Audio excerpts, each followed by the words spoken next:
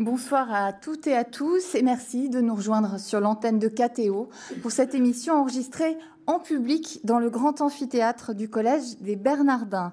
L'islamisation, mythe ou réalité, telle est la question posée pour ces 52 minutes d'antenne. Et pour en discuter, trois invités. Edoui Plenel, bonsoir. Bonsoir. Vous êtes journaliste et actuellement président de Mediapart. À vos côtés, Abdelaziz Chambi. Bonsoir, monsieur. Bonsoir. Vous êtes président de la coordination contre le racisme et l'islamophobie. Et enfin, à ma droite, Raphaël Liogier, bonsoir. Bonsoir. Vous êtes professeur à Sciences Po Aix-en-Provence et directeur de l'Observatoire du religieux. Vous êtes d'ailleurs, je crois, sociologue des religions. C'est bien ça. Vous êtes l'auteur de cet ouvrage paru au Seuil fin 2012 et sur lequel nous reviendrons ce soir, le mythe de l'islamisation, essai sur une obsession collective. Et dans cet ouvrage, Raphaël Liogier, vous avez voulu démontrer que l'islamisation est un mythe. Vous expliquez la genèse de ce qui est aujourd'hui devenu, dites-vous, une obsession collective et vous débusquez les idées souvent fausses sur lesquelles il repose. Ce mythe, eh bien, c'est celui qui raconte que la population musulmane s'accroîtrait dangereusement, cherchant à submerger les cultures européennes. Dans certains esprits, il y aurait donc un péril islamique. Alors, on ne peut pas retracer ici toute la genèse de ce mythe. Je renvoie les téléspectateurs à votre livre. Mais j'aimerais que vous évoquiez, pour commencer, cette étape importante dans les années 80 qui a considérablement changé la vision des Français sur les musulmans. Vous dites que dans ce contexte historique-là, il est arrivé aux Français de poser sur eux un regard effrayé. Pourquoi, à ce moment-là, y a-t-il changement ? Dans les années 80, il y a un certain nombre de phénomènes, mais de phénomènes très complexes et qui sont souvent isolés les uns les autres. C'est ça le problème. Il y a un premier phénomène, on pourrait commencer par les autres, mais commençons par l'un de ces phénomènes, c'est ce que j'appelle le passage du statut de minorité passive au statut de minorité active de la nouvelle génération, en gros de la première et de la deuxième génération de Français dits issus de l'immigration, mais nés sur le territoire français. Et ces individus ont commencé à vouloir se revendiquer une identité propre face à ce qu'ils percevaient comme le racisme subi par leurs parents. Et dans cette espèce de revendication identitaire, il y a eu une multitude de choses. C'est là où on a vu effectivement aussi le langage des cités, le verlan, une sorte de choses, un certain nombre de choses qui se sont développées, une certaine esthétique. Et au milieu de cela, on avait l'islam, c'est-à-dire une visibilisation, une certaine visibilité de l'islam chez ces jeunes. Ça, c'est un premier phénomène en interne. Mais en même temps, nous avons l'approfondissement d'une crise qui avait commencé un peu plus tôt, de la crise de la fin des Trente Glorieuses, après les chocs pétroliers du milieu des années 70, et le chômage n'est plus un chômage frictionnel qui huile les rouages de l'économie, mais un chômage endémique et qui touche des catégories de la population comme des cadres moyens, voire même des cadres supérieurs. Et donc on a une sorte de système, on commence à parler des sauvageons des cités, et une sorte comme s'il y avait une causalité entre les deux.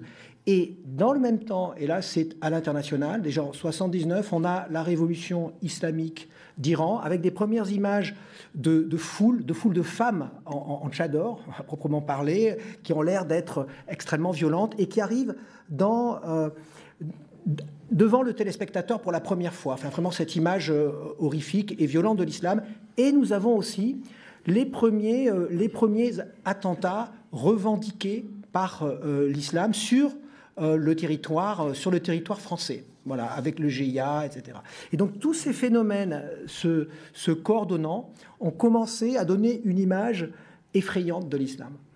Alors, on va continuer quelques minutes avec vous parce qu'il y a une nouvelle bascule évidemment où là ce regard effrayé va se transformer en regard empreint de paranoïa finalement, et c'est après les attentats du 11 septembre.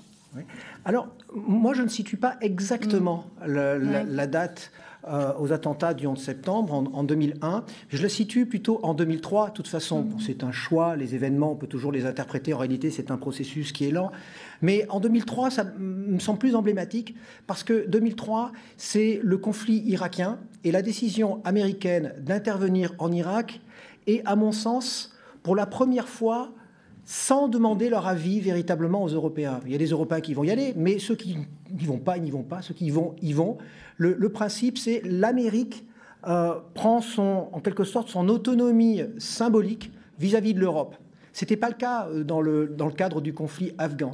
Et c'est à partir de 2003 où on va avoir aussi en France, ce rapport qui avait été demandé par le Premier ministre de l'époque à François Baroin sur la nouvelle laïcité. Et dans ce rapport, il est écrit clairement qu'à un moment, la laïcité est en contradiction avec les droits de l'homme et qu'il faut choisir, évidemment, la laïcité. Alors c'est un peu étrange, vu que la laïcité, c'est une application dans le domaine de la liberté de culte des droits de l'homme. Mais ça voulait dire, c'est le risque musulman, hein, ce risque pour les droits de l'homme. Et donc ce moment 2003, pour moi, c'est l'événement marquant du début d'une crise qui n'est plus seulement économique et sociale, qui est forte dès les années 80, mais d'une crise qui est une crise symbolique de l'Europe, c'est-à-dire que l'Europe a perdu sa place symbolique planétaire. Et là, on va avoir toute une série de débats sur les identités nationales, sur l'ensemble des territoires européens, et on va commencer à focaliser sur l'islam, non pas comme une menace effrayante, mais passivement effrayante, parce que les musulmans sont trop nombreux, parce qu'ils sont violents, parce qu'ils sont ceci ou cela, mais comme une menace effrayante dans le sens où il y aurait une intention unifiée. Et on voit bien que là, on est dans une crise d'identité. Ça répond à une crise d'identité, parce que la crise d'identité, comme le mot identité l'indique, c'est que lorsqu'on a peur de ne plus être identique à ce qu'on a été. Et donc, on suppose une intention. Et on va... Voilà. Bon. Alors, est-ce que vous avez envie de réagir l'un ou l'autre à ce que vient de dire Raphaël Laugier sur la jeunesse, justement, de cette vision? Moi, je voudrais bien dire quelque chose, effectivement, sur deux temps forts, qui me semblent deux dates, enfin, deux périodes de visibilité traumatisante, j'appelle ça, pour l'opinion publique française.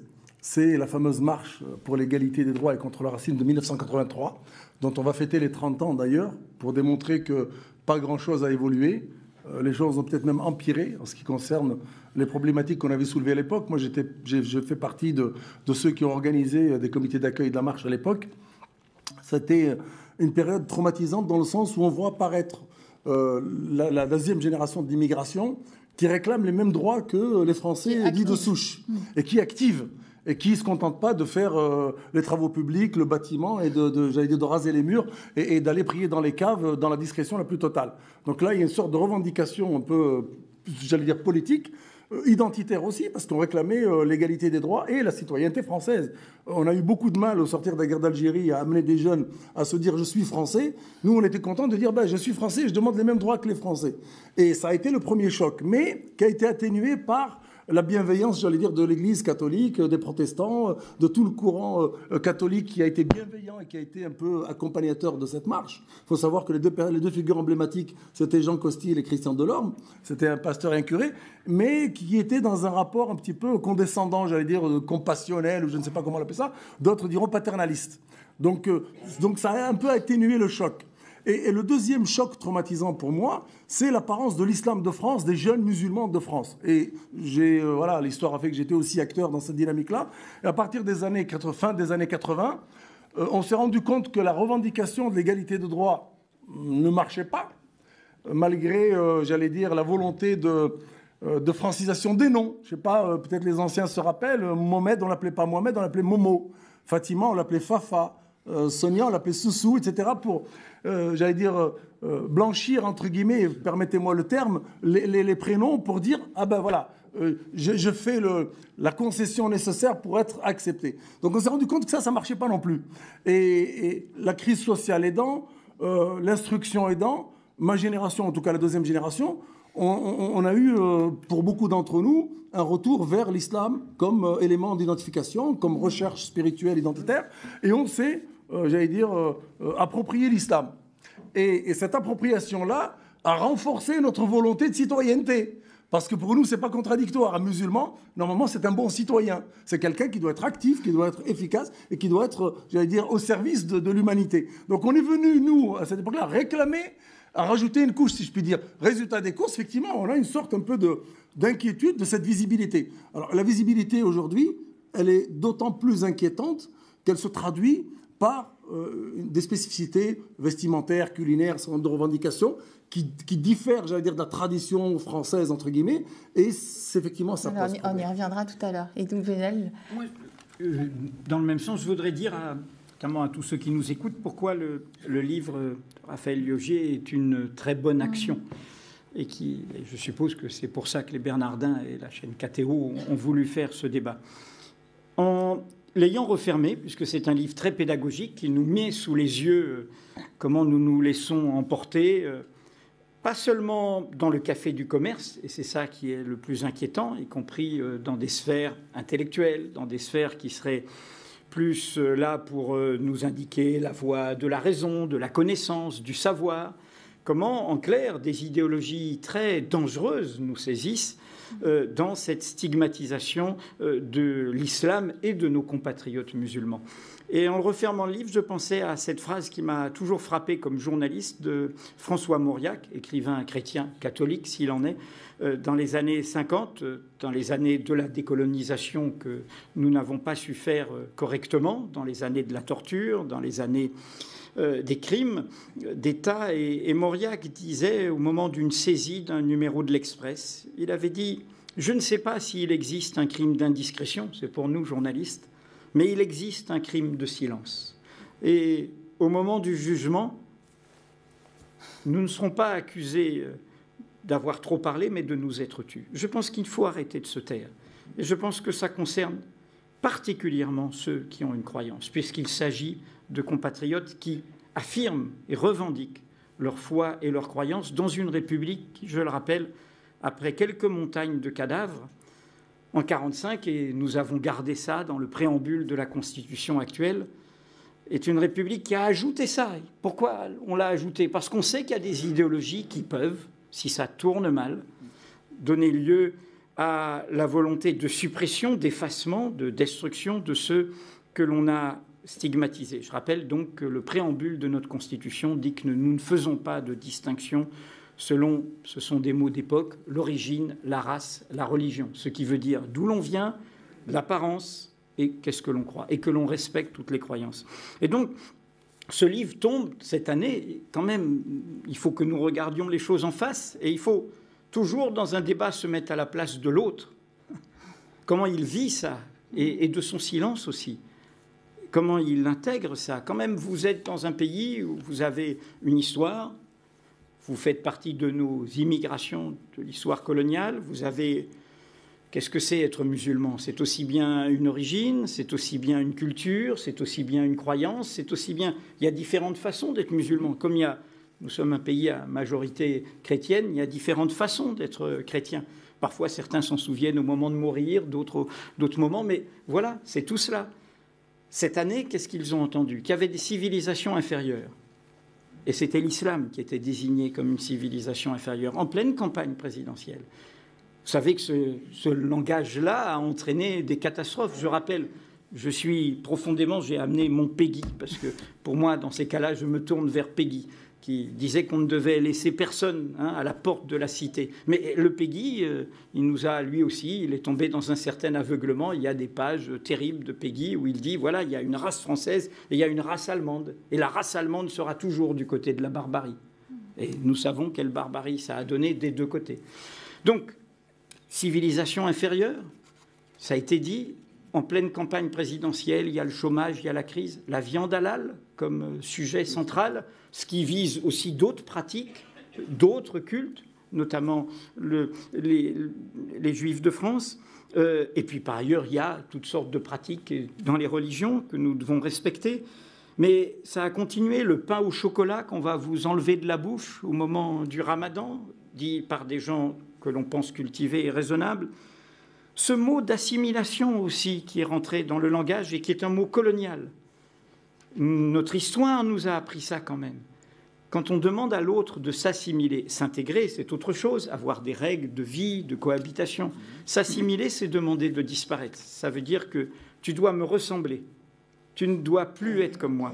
Et en rendant compte du livre de Raphaël Lioger, nous avons souligné, vous vouliez qu'on en parle, je vous devance peut-être, c'est une des hebdomadaires cet automne. Notamment cet islam sans gêne. C'est celle de l'Express, le vrai coup de l'immigration, mais cet islam sans gêne, avec une photographie d'une femme ayant donc le voile intégral, ce qui n'est pas la pratique dominante de nos... voilà. Mais je voudrais insister là-dessus parce que ça veut dire, cet islam sans gêne, ça veut dire en effet, il y a une histoire et il y a eu une invisibilité de construite de ces travailleurs. Allez à la cité de l'immigration, voir l'histoire de l'immigration algérienne.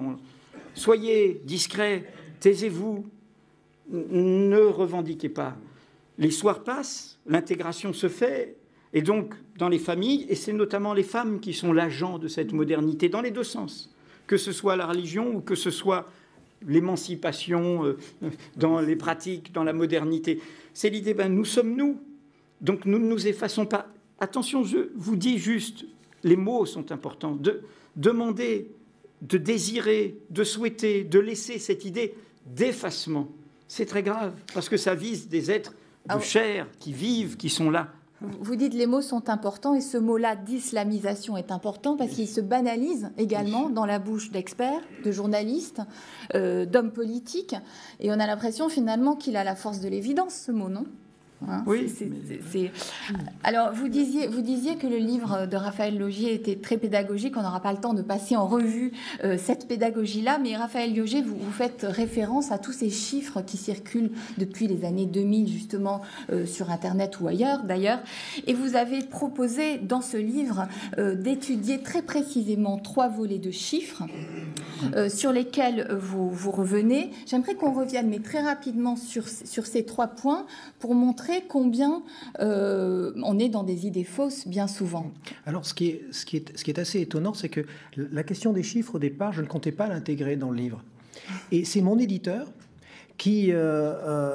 parce que je trouvais que ce n'était pas pertinent. Je me disais, c'est pas parce qu'on est plus nombreux, imaginons que ce soit vrai. Enfin, ça pose pas un problème pour la démocratie, ça pose pas un problème pour la liberté, a priori. Donc, c'était pas ça qui m'intéressait. Et mon éditeur me dit, bien... c'est pas grave, il faut le faire quand même, puisque ça fait partie du mythe, puisque c'est aussi construit sur les chiffres, c'est-à-dire que les statistiques participent à cet ensemble mythique, mais vous devez le faire, vous devez absolument le faire. Et il me dit, ne serait-ce que parce que même moi j'ai un certain nombre de préjugés là-dessus, j'aimerais bien savoir ce que vous trouvez. Alors ces chiffres, ils concernent la natalité, l'immigration et la conversion. Oui, parce que quand on parle d'islamisation, quand on met le processus islamisation, on dit 2 choses. On dit une chose, enfin... Du point de vue quantitatif, on veut dire qu'il y a un accroissement. Et on dit autre chose. Quand on dit islamisation, on veut dire justement, qualitativement, qu'il y a une intention unifiée, qu'il y a une intention d'en découdre, d'occuper le territoire. On ne se visibilise pas pour se visibiliser, mais on se visibilise parce qu'on veut s'imposer, etc. Éventuellement un complot. Ça, voilà. Ça, c'est le deuxième point que j'ai examiné ensuite en essayant d'examiner dans le détail et en suspendant même au maximum les jugements que je pouvais avoir sur la question.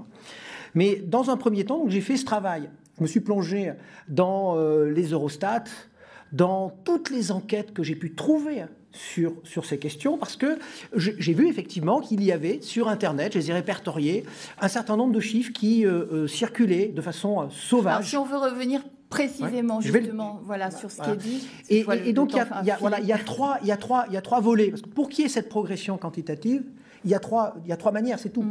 Il y a la natalité, la conversion, et puis l'immigration. Donc, j'ai essayé d'examiner ces 3 points, en essayant d'être le plus détaillé possible. Et je me suis rendu compte, à vrai dire aussi à ma stupéfaction, parce que je ne le savais pas, pour tout dire, que du point de vue de l'immigration, il y avait eu un tassement de l'immigration en provenance, en particulier d'Afrique du Nord. Toujours, effectivement, le Maroc est toujours la première source d'immigration vers l'Europe, mais juste derrière, on a la Chine. En tout cas, des analyses que j'avais faites à l'époque, c'est-à-dire je me fixais sur des statistiques de 2008, ça a peut-être évolué entre-temps. Bon. Mais très clairement, on voyait qu'il y avait un changement et que la principale masse migratoire. C'est une masse migratoire intra-européenne, si je puis dire, de la Pologne et de la Roumanie vers l'Europe de l'Ouest, là, qui est 3 ou 4 fois supérieure à, par exemple, l'immigration marocaine, qui est la plus grosse immigration en provenance vers l'Europe non européenne. Donc juste sur ce plan-là. Sur le plan de la natalité, je me suis rendu compte que la plupart des pays musulmans dans le monde sont dans un effondrement de la fécondité des femmes. Que ce soit l'Indonésie, le premier pays musulman du monde, l'Iran, qui détient, je crois, un des records d'écrasement de la natalité, qui est en dessous du seuil de renouvellement des générations depuis déjà maintenant assez longtemps, mais même le Maghreb, et y compris un pays comme l'Algérie, qui était l'objet des fantasmes du général de Gaulle lui-même, qui évoquait cette espèce de déferlement, de multiplication. Eh bien, même l'Algérie, ces dernières années, c'est un peu plus récent, ces dernières années, la fécondité des femmes s'est véritablement effondrée au point que ça provoque un débat national. C'est en dessous du renouvellement des générations, c'est-à-dire en dessous de la France. Et en interne, on peut dire en France même, théoriquement, on n'a pas le droit de faire des statistiques ethniques ou ethno-religieuses, mais il se trouve que j'ai trouvé une enquête allemande de 2007, donc pas si récente, qui a été très bien faite, ou qui examine la fécondité des femmes théoriquement musulmanes, parce qu'en Allemagne, elles seraient d'origine turque, parce qu'au Royaume-Uni, elles seraient d'origine pakistanaise, ou en France, d'origine maghrébine. Eh bien, on observe qu'il y a eu 3 grandes phases. Années 70, 2 enfants de différence avec la moyenne nationale de ces différents pays. 96, ça change, ça devient 1 enfant. Et puis à partir des années 2000, il y a une égalisation.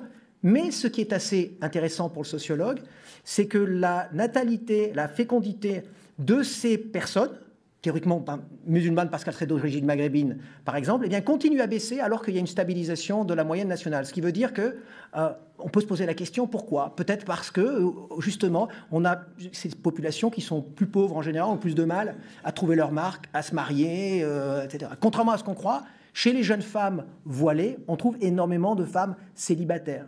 Par exemple, chez les femmes qui portent le niqab aussi. Alors, intervention des 2 invités qui il y a la conversion aussi. Bon. Edoui Plenel et M. Chambly. Non, moi je voulais dire, c'est 2 choses par rapport à cette question sur les chiffres.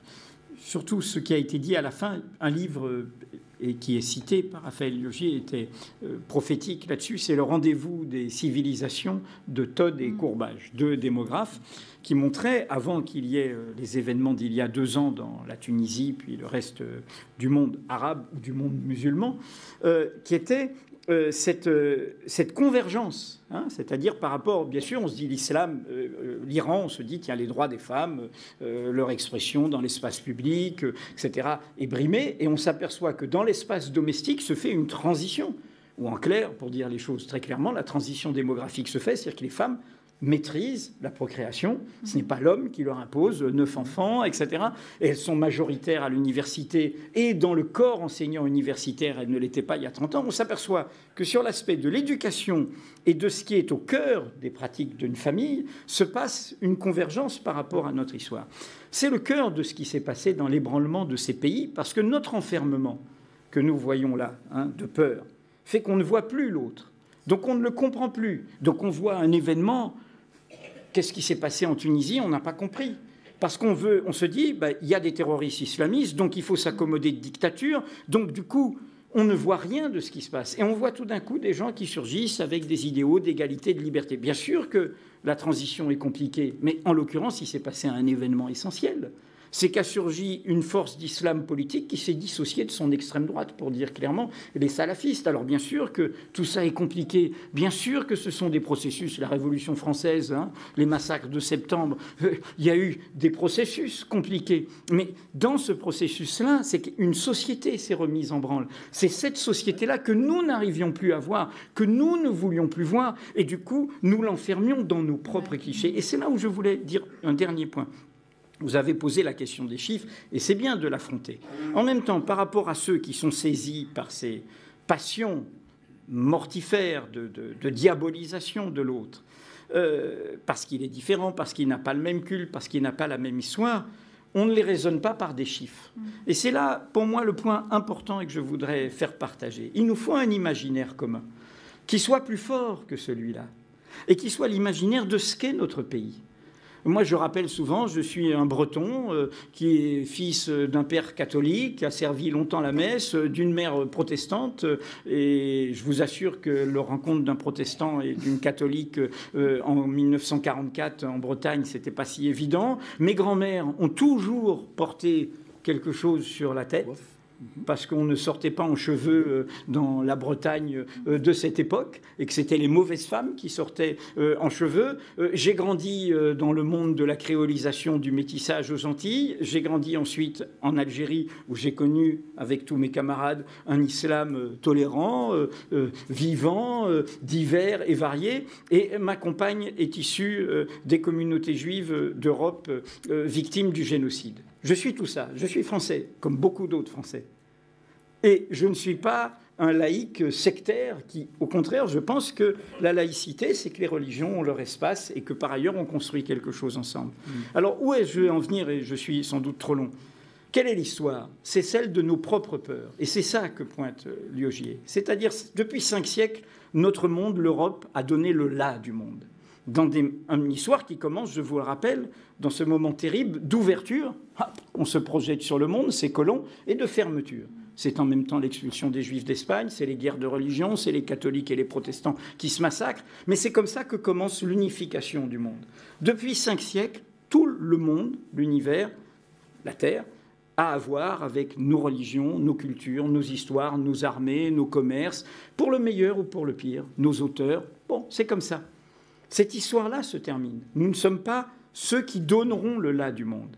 Est-ce que face à ça, nous allons nous renfermer, chasser des boucs émissaires, chercher des boucs émissaires de notre propre déclin, de notre propre chute, ou au contraire se dire on peut vivre et être heureux sans être dominant, sans être puissant, sans être écrasant. On peut apprendre de la fragilité du monde. Qu'est-ce que c'est que les religions aussi, quand elles ne veulent pas être dominantes et conquérantes? C'est aussi apprendre à respecter, etc. Donc, pour moi, il y a un vrai enjeu. C'est comment, et qui traverse toute notre cité, c'est comment nous réinventons un imaginaire commun de notre histoire, de ce pays, qui est un creuset spécifique et qui a une immense chance. La fille aînée de l'Église, l'édit de Nantes, la plus grande communauté musulmane d'Europe, la plus grande communauté juive rescapée du génocide, la créolisation avec les Outre-mer, et en même temps la laïcité, si on la voit comme elle devrait être, eh bien c'est une chance par rapport au monde tel qu'il est. Et donc, pour moi, c'est un enjeu, parce qu'aujourd'hui, nous sommes en train, et les médias ont une grande responsabilité là-dedans, d'aller dans le cliché, de ne plus connaître nos compatriotes musulmans, de ne pas aller voir comment ils vivent. Vous avez, je sais, vous, Mediapart, on essaye de raconter cela, comment ils vivent, comment ils pratiquent, qui ils sont, quelle est leur histoire, de ne plus voir que le cliché islam égale islamisme égale terrorisme. L'actualité est là pour nous le dire.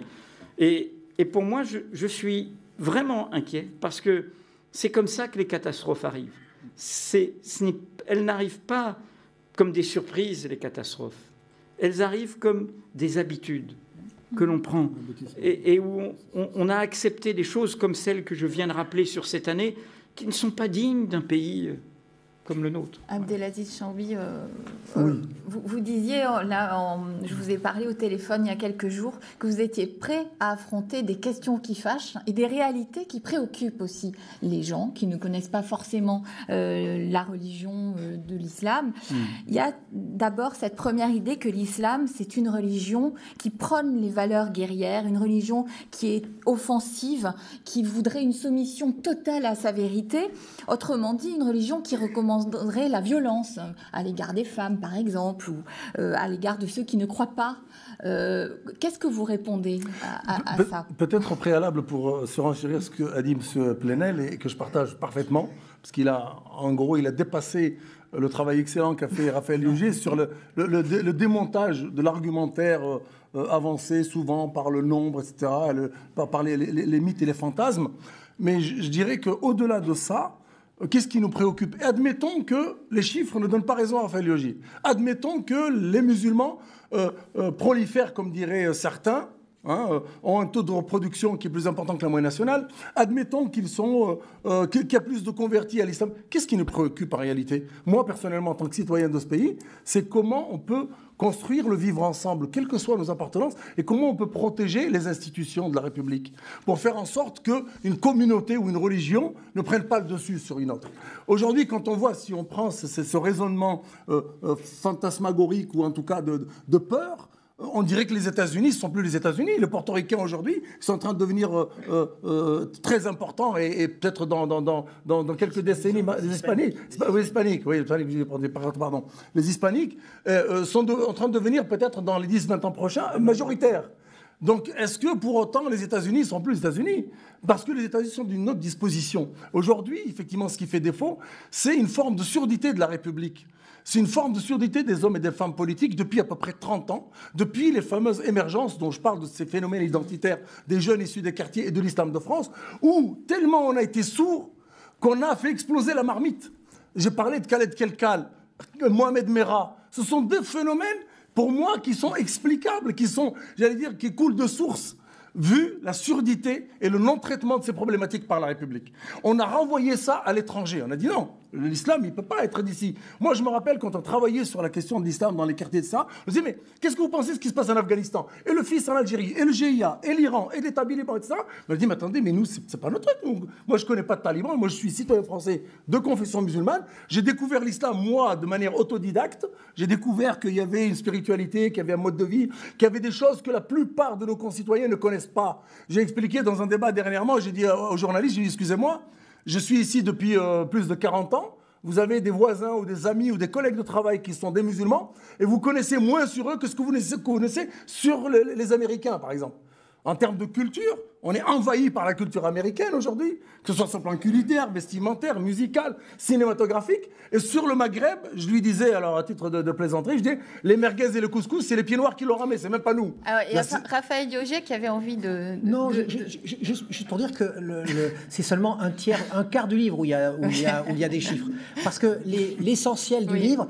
C'est sur ce qu'a évoqué Louis Plenel, c'est-à-dire sur... Et la fin du livre, c'est sur, justement, cette crise d'identité européenne. Et c'est ça qui justifie l'appellation obsessionnelle, c'est-à-dire qu'il y a un théâtre paranoïaque. Et là, justement... Qui fabrique exactement, et c'est là où je... L'injonction schizophrénique. Voilà, la pathologie appelle la pathologie. Exactement. Et je dis juste parce que c'est un point très important. Dans le débat américain, je rappelle que la France n'a pas suivi l'aventure de George Bush à l'époque, grâce à Jacques Chirac et son gouvernement et Dominique de Villepin. Je rappelle juste que dans ce débat américain, où les États-Unis eux-mêmes se sont fait leur autocritique, il y a une formule par rapport à ce qu'ils appelaient politics of fear, politique de la peur.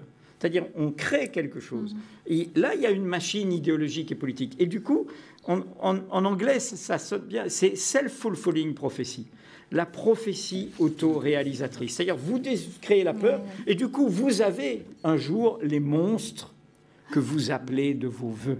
Et c'est terrible, parce que du coup, tout le monde est enfermé. La peur, ça ne permet pas de raisonner, c'est la panique, c'est l'angoisse, c'est l'inquiétude, c'est la passion, etc. C'est ça que j'appelle le cheminement vers la catastrophe. Mais pardon, je vous ai interrompu. Très bien. Au contraire, parce que ce que je voudrais aussi ligner, c'est que le mythe de l'islamisation, c'est aussi la mise en scène que l'Europe se fait elle-même de sa propre disparition.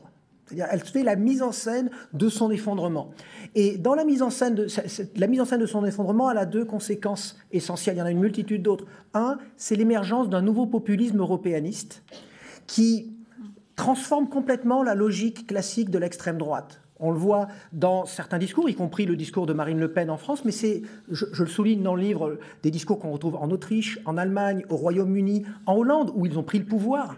Donc c'est un discours de prise de pouvoir, c'est un populisme qui est, on pourrait dire, comme il y avait dans les années 30 du national-socialisme, c'est de l'européo-socialisme, c'est-à-dire on voit le discours de Marine Le Pen, c'est anticapitaliste du point de vue économique, et toutes les autres options sont fondées sur le rejet de l'islam, c'est-à-dire même son rapport, sa défense de l'homosexualité, parce que les musulmans sont supposés, sa défense même de la souffrance des animaux, qui, vous l'avouerez, pas un thème classique de l'extrême droite française.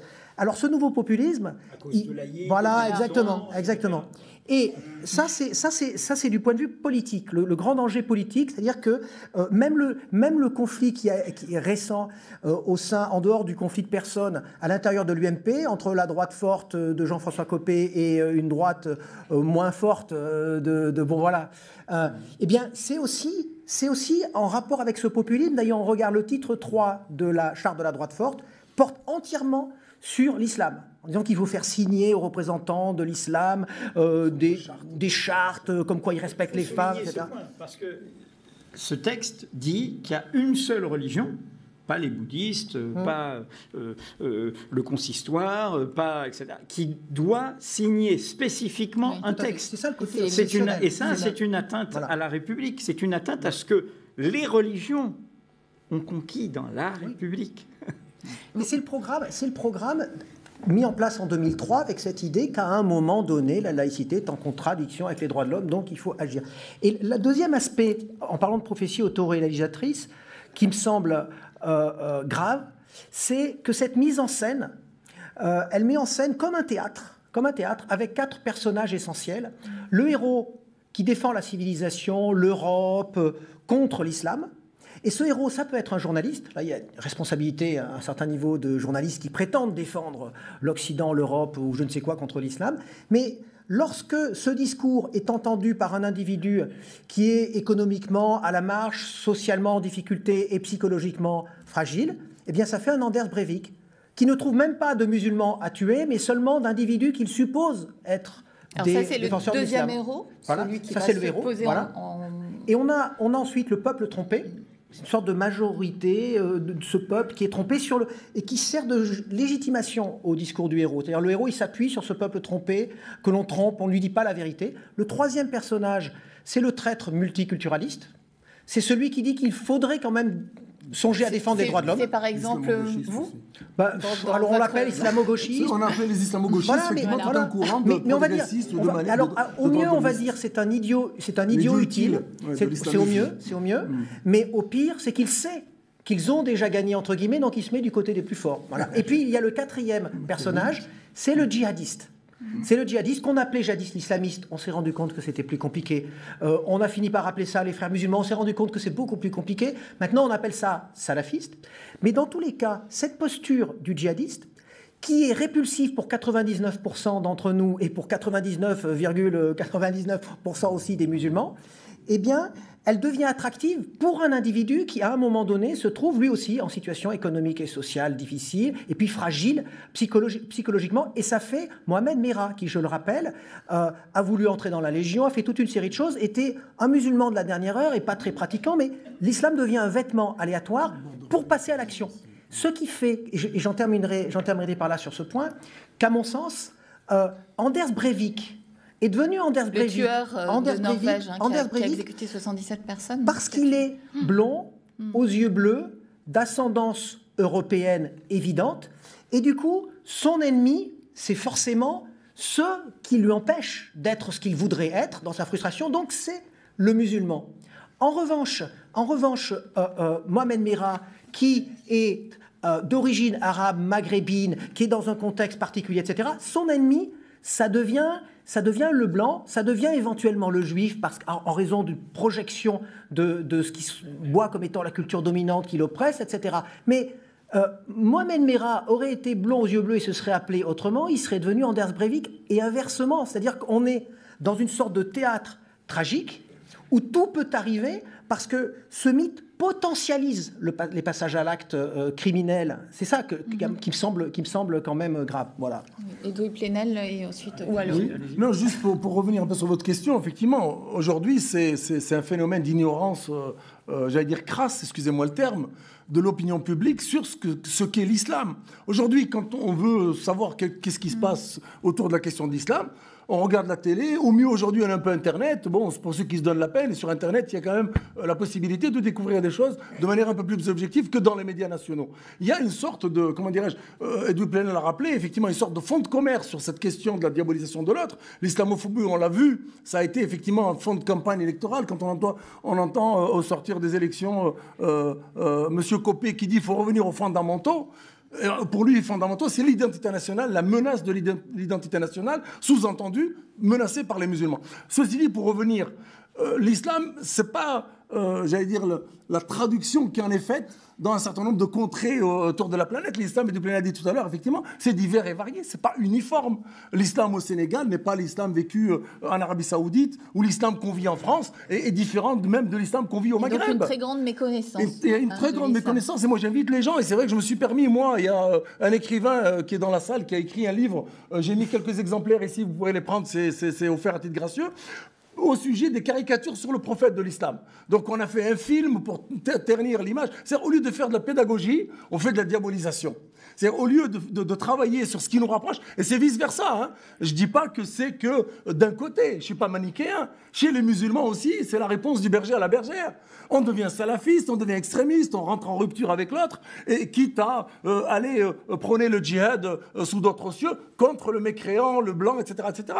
Résultat des courses, on va même à l'encontre de l'islam. Et je vais rappeler un verset qui est très, très, très parlant, peut-être que vous avez entendu déjà, un verset qui est dans la sourate des appartements, c'est la sourate numéro 49, le verset 13, où Dieu dit, en parlant à l'humanité, « Je vous ai créé d'un homme et d'une femme, j'ai fait de vous des peuples et des tribus pour que vous vous entreconnaissiez. » Et ce mot-là, je vous invite à vous arrêter dessus. Entreconnaître, ça veut dire quoi? Ça veut dire qu'il y a de l'interactivité. C'est pas la société multiculturelle dont certains nous rabâchent les oreilles en disant « Attention, ils veulent vivre à part le communautaire. » Non, c'est pas vrai. C'est l'interculturel. C'est comment moi, je peux, avec du Plenel, découvrir qu'on a des points communs. Comment je peux lui faire goûter le couscous et peut-être qu'il va me faire goûter le plat local je sais pas, de telle ou telle région. C'est comment mes fêtes et ses fêtes, on peut les partager. Comment, au moment où lui fait sa fête, j'essaie de comprendre le sens de ce que c'est que sa fête. Comment lui, quand il exprime ses idées ou sa religion, je peux découvrir le sens de sa religion et pas m'arrêter simplement à la lettre en me disant oui, l'islam il prône, c'est ce que je disais, au téléphone.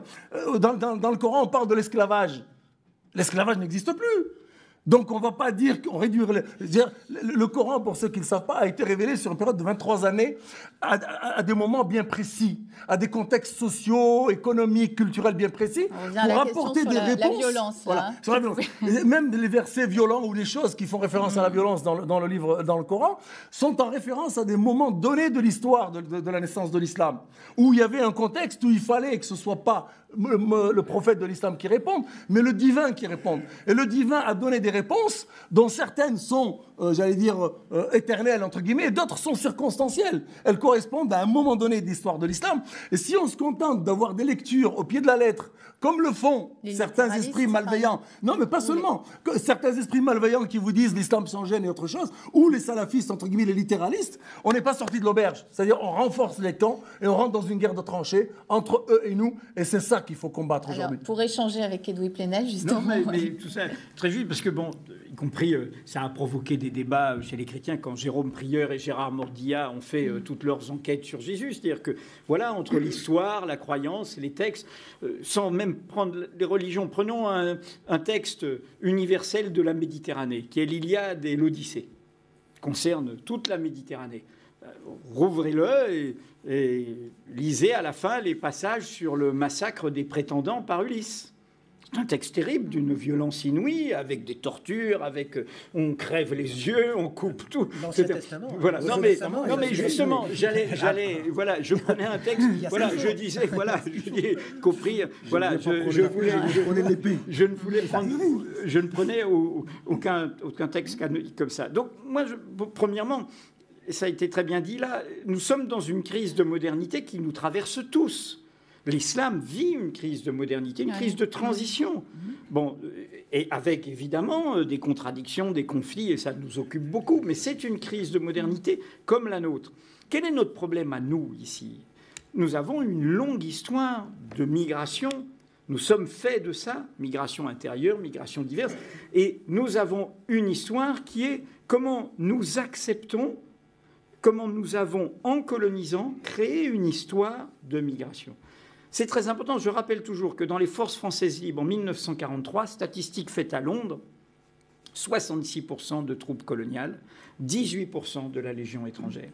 Donc en clair, près de 80% de ceux qui ont permis à De Gaulle d'être à la table des vainqueurs, pour certains qui parlent aujourd'hui en France, ils ne seraient pas là. C'est-à-dire que c'est notre histoire. Ça nous a fait aussi ça. Ça a rétabli la République et son histoire. Alors pourquoi je dis ça? C'est parce que le point de départ, et c'était très important de citer la marche de 83, et comment, en effet, la République n'a pas su faire ce saut. Toutes composantes, y compris les forces politiques de gauche, qui ont toujours servi d'ascenseur social au courant migratoire, les Espagnols, les Portugais, l'Europe centrale, les Juifs, etc., venus des migrations d'Europe centrale. Et puis, il y a eu un blocage là, lié à notre refus de prendre cette histoire. Je rappelle que la marche de 83 est une marche pour l'égalité. Des droits. Et les droits. On a préposé des droits. Voilà. Mais c'est important. Il n'y a pas de religion. Il n'y a pas d'identité. Comment on l'appelle dans les clichés journalistiques, la marche des beurs? Mais ils n'ont jamais dit. Donc, qu'est-ce que nous avons fait? Nous les avons renvoyés. Ah bon, vous voulez que je sois absolument un arabe? Cette représentation. Vous voulez que je sois absolument... Ah ben, vous voyez, ben, je vais l'être parce que je suis fier. Et il y a eu les jeunes arabes de Lyon, ils ont été créés à Lyon. Donc, on va renverser ça. Et donc, je voudrais dire ça parce que, je vais faire une provocation pour nous tous. Une partie de la gauche cite souvent, et les laïcistes, une phrase d'un certain barbu qui s'appelait Karl Marx, « La religion est l'opium du peuple ». Eh bien, cette citation, dite comme ça, est fausse. Que dit ce texte? La religion est le soupir de la créature opprimée, l'âme d'un monde sans cœur, comme elle est l'esprit des conditions sociales d'où l'esprit est exclu. Puis après, il dit l'opium du peuple, mais au sens du 19e siècle. On fume de l'opium pour sortir de sa condition, de son histoire, où on n'est pas considéré, où on n'est pas vu. C'est un texte de compréhension, c'est un texte d'interéchange, d'interconnaissance. Et c'est très beau d'avoir dit ça. Je parlais de... Il y a un poète qui, pour moi, a beaucoup compté, qui s'appelle Édouard Glissant, qui a été un grand poète de la Caraïbe francophone, et qui a fait l'éloge, justement, il n'aimait pas ce mot de métissage, il n'était pas ce mot de mélange, parce qu'il disait, on ne va pas créer d'autres identités, il y a des identités diverses, mais il n'y a d'identité qu'en relation. Et il parlait d'une philosophie, d'une poétique de la relation. Alors bien sûr que de part et d'autre, dans les deux camps, il y en a qui voudraient la guerre, mais nous devons reconstruire. Or la relation, c'est bouger, et c'est pour ça que je cite ça avant, c'est penser qu'il y a des dominants et des dominés. Derrière cette question de l'islam en France, il y a une question sociale. C'est la religion de population. Est-ce qu'on s'occupe de l'émir du Qatar sur l'islam? Est-ce qu'on s'occupe, etc. Voilà, quel est le problème? Le problème, il est aussi d'une indifférence à la question sociale. Et où revendiquer sa foi musulmane, c'est aussi trouver cette dignité quand on est opprimé socialement. Et que le catholicisme social s'en souvienne, s'il vous plaît. Ce que je voulais préciser tout de même, parce qu'on n'aura pas le temps d'y revenir, on a encore 4 minutes d'émission, je vous laisserai le mot de la fin, c'est que justement, je suis allée voir du côté de Mediapart et vous avez présenté le 8 janvier en exclusivité une enquête qui s'appelle « Trajectoire et origine » consacrée aux pratiques religieuses des immigrés et de leurs descendants français. Également, vous proposez l'interview d'un sociologue, Farhad, voilà, merci, vous l'avez bien mieux dit que moi, sur les détenus en France, puisque la moitié des détenus en France sont de confession musulmane. Il donne aussi des explications. Donc finalement, les moyens de s'informer, de comprendre et d'aller dans cet échange sont là. Encore faut-il savoir qu'ils existent et où ils se trouvent aussi. Oui, moi, ce que je crois, c'est que quand on est dans une situation paranoïde, j'ose pas dire paranoïaque, on organise sa méconnaissance. On a besoin de méconnaître. Et aujourd'hui, moi, je ne dis pas... L'objet du livre, c'est pas de dire que... d'un côté, il y aurait des méchants, et puis de l'autre côté, les musulmans, tout irait bien dans l'islam. Non, il y a de graves problèmes, il y a des retards de modernité, il y a tout ce qu'on peut imaginer. Mais la seule chose, c'est que l'islam a été unifié. Et à la limite, lorsqu'on a un problème de terrorisme qui se revendique comme, musulman, on va avoir tellement tendance à unifier dans notre esprit, dire que c'est un problème musulman, plutôt de dire que c'est un problème de terrorisme, voilà, et qu'on va finir, même du point de vue de l'efficacité, et je vais même pas aller, même pas seulement du point de vue de l'efficacité, on ne va pas traiter le problème réel, en raison de cette espèce de généralisation, mais on va traiter notre propre problème psychologique, psychosocial vis-à-vis de l'islam, ce qui, même du point de vue de l'efficacité policière, est déficient. Justement, pour rebondir sur ce que dit Raphaël Liogier, dans une autre émission, j'en parlais tout à l'heure, le présentateur commence son émission et dit je voudrais dire un mot. Il y avait plusieurs débats sur thématiques et il dit je voudrais dire un mot sur la chanteuse Diams, la rappeuse Diams. Il dit c'est quelqu'un qui a fait un choix. Bon, pour ceux qui ne le savent pas, c'est une jeune qui est, enfin, chanteuse qui était trop populaire, rappeuse, etc. Très populaire et qui a décidé du jour au lendemain de devenir musulmane pratiquante et de porter un voile. Pas un tchador, un voile normal. Et elle explique sa démarche de conversion, etc. Et donc c'est Christophe Ondelat sur la nouvelle chaîne, la 23. Il commence en disant c'est l'artiste la plus détestée de France. C'est l'artiste, il y a eu des statistiques, c'est l'artiste la plus détestée de France. Et je me suis interrogé, alors moi quand j'ai pris la parole, excusez-moi, mais j'ai l'impression qu'on a besoin d'une psychanalyse, on a besoin d'aller sur le divan. Parce que comment d'un côté, on élit Omar Sy comme meilleur acteur en France, et de l'autre côté, Diams, c'est l'artiste la plus détestée de France. Faire une enquête en direct en disant ah ça y est, il y a des statistiques qui viennent de sortir, c'est la déclaration la plus idiote de France. C'est terrible. Pour dire, puisqu'on en est dans les alertes, il y a un mot qui est employé actuellement par un ministre français, ministre de l'Intérieur, dont il faut se méfier, qu'il ne faut pas accepter. C'est ce mot « ennemi intérieur ». Nous avons un ennemi intérieur. Et ça, il le dit en écho avec les événements actuels du Mali, mais il le disait déjà il y a quelques mois, etc. Le terrorisme, c'est une affaire de police, c'est une affaire de renseignement. Ce n'est pas une affaire de choc des civilisations, ce n'est pas une affaire d'essentialisation d'une population. Et ça, encore une fois, ce sont des mots dangereux. C'est une police idéologique et ce n'est pas une police qui est ciblée, effectivement. Alors, pour poursuivre la réflexion, évidemment, votre livre, mais également le site internet du CRI, parce qu'il y a aussi des informations. Oui, www.crifrance.com. Voilà. Et sur Google, sur Internet, il y a un certain nombre de choses. J'ai écrit, dont le texte sur Mohamed Merah, sur Khaled Kelkal. 10 ans après sa mort, je posais un certain nombre de questions. J'interpellais l'opinion publique, en tout cas les décideurs, pour dire vous êtes en train de faire des erreurs historiques. Et je disais... comment dirais-je, que Dieu nous préserve de cette prophétie de mauvais augure. À quand nos kamikazes? Et effectivement, moi j'ai peur que demain on ait nos propres kamikazes ici, comme il y en a eu à Londres, comme il y a eu en Espagne, parce qu'on est dans une surdité des responsables politiques à un phénomène social, sociologique, qu'on peut très bien comprendre, qu'on peut très bien contenir, avec un minimum de pédagogie, avec un minimum d'explication sur ce que c'est que cet islam, au lieu de laisser les amalgames et les installations de toutes parts, eh bien on y gagnera tous au change. On va s'arrêter là parce qu'on a déjà débordé. Et puis bien sûr, un dossier aussi, tout de même, sur le site de Mediapart, consacré à cette question de l'islamisation. Voilà, avec plusieurs articles d'ailleurs, pas toujours écrits la même année, mais qui constituent un dossier. Une mémoire. Voilà. Merci vraiment à tous les trois pour votre participation à cette émission. Le débat se poursuit ici au Collège des Bernardins dans la salle. Quant à moi, je vous donne rendez-vous pour une prochaine émission ici au Bernardin. Merci beaucoup. Au revoir.